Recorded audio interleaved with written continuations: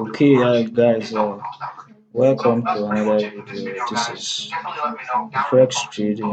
If you have yet to subscribe to our channel, I would like you should subscribe to our channel.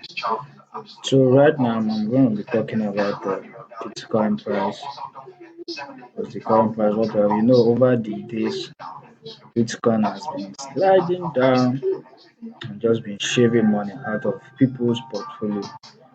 So today we are going to be taking a look at the possible scenarios that will happen after this pushback. Will Bitcoin still go down or will it go up?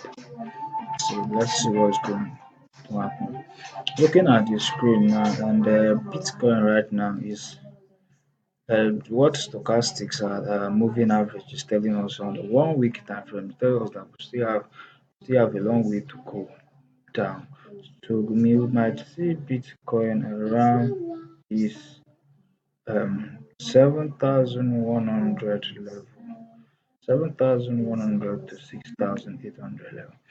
So this is not something that we should panic about because Bitcoin it has been trading above.